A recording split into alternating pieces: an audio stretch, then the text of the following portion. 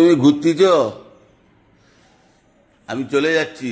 না না তুমি দাঁড়াও, আমি এক্ষুনি একটা সঙ্গে সঙ্গে একটা 10 মিনিটে একটা রেসিপি বানিয়ে দিচ্ছি। কি রেসিপি বানাবে সঙ্গে সঙ্গে? মাথাটা কি বড় সাইজের, দেখছেন কত বড় সাইজের মাথা, হাফটা নিতেই এত বড়। এবার এই মাছের মাথাটা আমি নুন হলুদ দিয়ে ভালো করে মাখিয়ে নেব। কড়াতে আমি তেল গরম বসিয়ে দিয়েছি।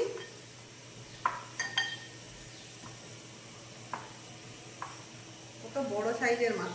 কত কিলো ছিল মাছটা? 6 কিলো। 6 কিলো ওজনের মাছের মাথা।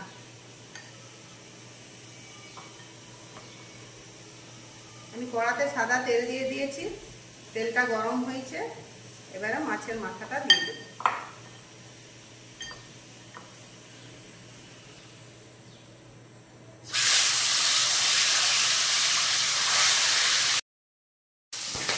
মাছের মাথাটা খুব সুন্দর লাল লাল করে আমাদের ভাজা হয়ে গিয়েছে। এবার ওই তেলের উপরেই আমি দিয়ে দেবো কয়েক টুকরো কেটে রাখা আলু।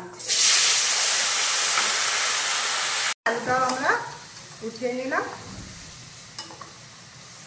বেশ সুন্দর লাল লাল হয়ে গেছে। তুমি একসঙ্গে খেয়ে যাবে না, একটাই কিছু দিয়ে করে দেবো। তাড়াতাড়ি আছে তোমার, এক্ষুনি যেতে হবে, এক্ষুনি যেতে হবে। এবার ফোড়নে দিয়ে দিলাম তেজপাতা, 2টো শুকনো লঙ্কা, 2টো ছাপানো এলাচ আর 1 টুকরো দারুচিনি।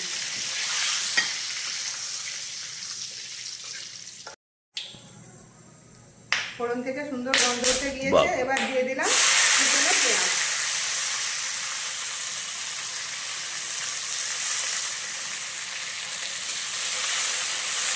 পেঁয়াজটা আবার লাল লাল করে ভাজা হতে দেবো।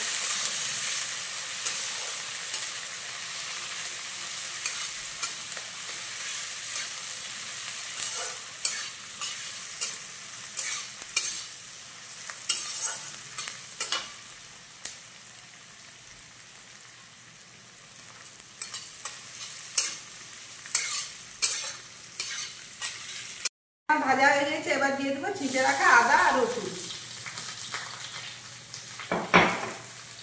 আদা রসুনটা ভালো করে কষিয়ে, আদা রসুনের কাঁচা গন্ধ চলে গিয়েছে। এবার দিয়ে দিলাম হলুদ গুঁড়ো, ধনে জিরে গুঁড়ো, লঙ্কা গুঁড়ো আর দিয়ে দিলাম পরিমাণ মতো নুন।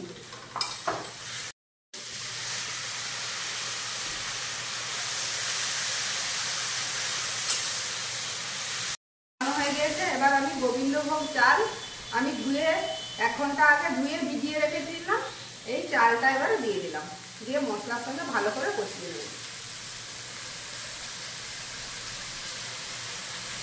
হয়ে গেছে। এবারে আমি ভেজে রাখা আলু আর মাছের মাথাটা দিয়ে দিলাম। মাছের মাথাটা আমি ভেঙে নেব।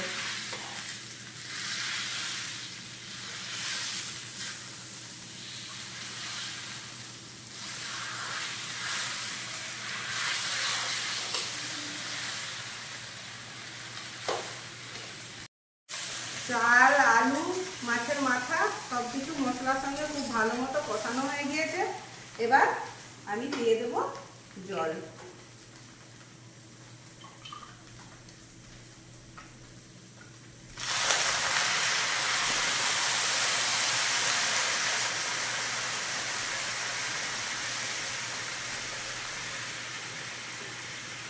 আমি এই গ্লাস মেপে চালটা নিয়েছিলাম, 1 কাপের একটু বেশি চাল নিয়েছিলাম, সেই জন্য আমি আড়াই গ্লাস জল দিয়ে দিলাম। দিয়ে এবারে ঢেকে রেখে আমি এটা 10 মিনিট সিম আঁচে হতে দেব।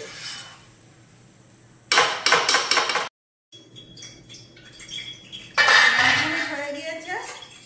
এবার দেখবো আমাদের মুড়ি ঘন্টটা কি অবস্থা। চাল আমাদের হয়ে গিয়েছে। এটা মাছের বিরিয়ানি হয়ে গেছে। বলে মাছের বিরিয়ানি বলে।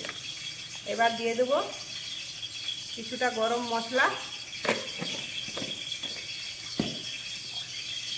দিয়ে দিলাম কিছুটা গাওয়ার ঘি,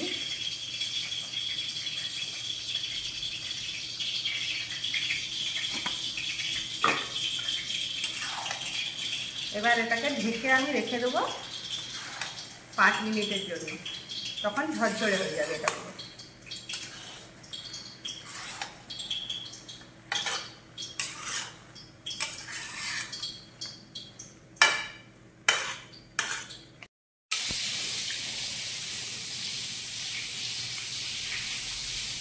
বহুত টেস্টি হয়েছে, বহুত ভালো হয়েছে।